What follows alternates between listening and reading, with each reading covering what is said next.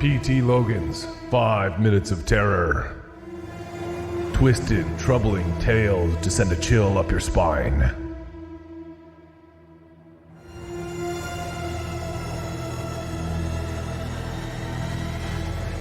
Bloody Mary. Tony and Lisa stood in the dark in front of the mirror. They were in the bathroom, and everything was quiet except for their heartbeats. They were beating in sync, and they were loud.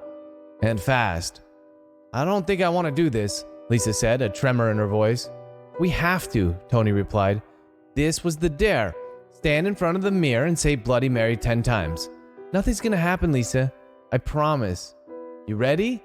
Lisa wasn't ready, but it's not like waiting any longer would make her more ready. She was terrified and had every right to be. Everyone knew the legend of Bloody Mary. If you say her name 10 times into a mirror, when you turn on the light, she'll be there. And then she'll grab you and pull you into the mirror. If you ran, if by sheer chance you managed to get away, she'd come for you, and she'd keep coming until she caught you. Lisa? Yeah, I guess. Let's just get this over with and get back to the party. It was silly for her to be scared of such a legend. She was 16 after all. She just got her license. She was too old to be afraid, but knowing this did nothing to make her less scared. Fright wasn't something you could just turn off and on, like flexing a muscle or opening your mouth to speak. It just was. "Bloody Mary," Tony said. Lisa, still wrapped up in her own thoughts, remained silent, and then she felt an elbow in her side. Ow! "It's your turn, hurry up." Lisa didn't want to play this game. She didn't even really want to go back to the party, to be fair. She just wanted to be home in bed. But if she left now, if she left without completing the dare, she'd never hear the end of it. "Bloody Mary," she said so softly that she had a hard time hearing it, let alone Tony. "Oh, come on, louder." Another elbow in the ribs encouraged Lisa. "Bloody Mary," she said again, louder this time. "Bloody Mary," Tony said immediately. Lisa took her time, but eventually said, "Bloody Mary." They went back and forth like this, both of their eyes locked on the mirror even though they could barely see it in the dark. But before Tony said the name for the 10th time, he hesitated. Maybe we should just pretend we said it and get back to the party. No one's gonna know," Lisa pleaded. When Tony didn't say anything right away, she thought that perhaps he too was leaning in this direction, that she'd convince him to stop. But then her childhood friend of more than 10 years cleared his throat and said, "Bloody Mary." Lisa flinched, even recoiled in preparation for what was to come next, but nothing happened. Nothing at all. She waited, holding her breath, for a few more seconds and eventually relaxed. There was no flicker of light, no scream of a demon coming through the mirror to get them. There was nothing. Just their heartbeats. "See, there's nothing to be afraid of. It's just a stupid legend," Tony said as he flicked on the bathroom light. And that's when Lisa saw her.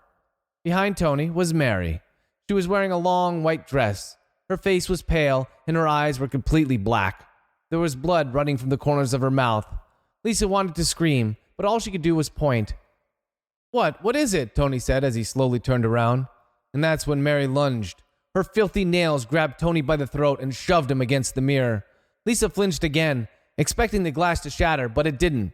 Instead, it rippled like water, and Mary, still clutching Tony, somehow passed through it. The lights flickered again, went out for a second, and when they came back on, there was only one person in the mirror. Lisa. "No," she cried. She touched the mirror, but it was solid. She knocked on it, pressed on it, almost broke it, but couldn't get in. Couldn't get Tony back. "No!" There was a knock on the door, and some of their friends from the party asked if they were all right. Lisa wasn't all right. She was terrified, and her friend was gone. Lisa tried for another few minutes to get inside the mirror, but when that seemed impossible, she finally opened the door. "Where's Tony?" several people asked, looking into the bathroom behind her. "Bloody Mary got him," Lisa mumbled. She was determined to get her friend back, and as she walked through the crowd of people toward the front door, she came up with a plan. "Lisa, where are you going?" Lisa ignored everyone as she got into her car. With tears streaming down her cheeks, she started to drive away from the party. Lisa drove quickly, but didn't go towards her house or even to the city. Instead, she followed the back roads. Only when she was alone in the dark did she slow. Then she turned off her lights. Still driving, she looked into the rear-view mirror. Then she took a deep breath and said, "Bloody Mary." Nothing happened. Another deep breath, and she repeated the demon's name. When still nothing happened, Lisa said the name 8 more times, all at once. Her heart racing again, she kept her eyes on the mirror as she drove, following the road from memory. And that's when she saw her. Mary was walking behind her car, wearing the same white dress, blood still caked around her lips. Lisa gunned it. She hammered on the gas pedal and the car shot forward. Bloody Mary started to run, and she was gaining on Lisa, but not for long. Lisa drove even faster, and Mary couldn't keep up. When the demon was but a speck in the mirror, Lisa slowed, allowing her to catch up, just a little, only to press the gas pedal again once she got close. After a while, Mary's face was covered in sweat as well as blood. "Give him back," Lisa whispered. "Give him back." But Bloody Mary wasn't done yet. This went on for nearly an hour, with Lisa looping around the back roads and Mary following. After a while, Mary could barely walk. Her feet had become as bloodied and blistered as her face. "Give him back," Lisa said again, this time louder and with more force. Bloody Mary stopped completely, and Lisa did the same. It was a ploy, but Lisa knew it. When Mary reached for the bumper, Lisa gunned it. This time, Mary didn't move. She just stood there. Lisa watched in the mirror as Mary got smaller and smaller and wondered when she was going to start running again, but she never did. That's right, Lisa should have kept her eyes on the road. She smashed headlong into a tree. The airbag deployed and struck Lisa in the face hard enough for her to see stars.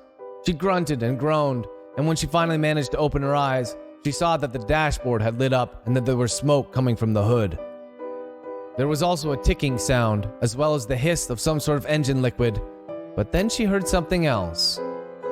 "You should be more careful when you're driving." Lisa, who was still stunned, turned her head to the right and saw Tony in the passenger seat. He smiled at her, and she smiled back. Lisa never looked in the rearview mirror ever again. P.T. Logan's 5 Minutes of Terror.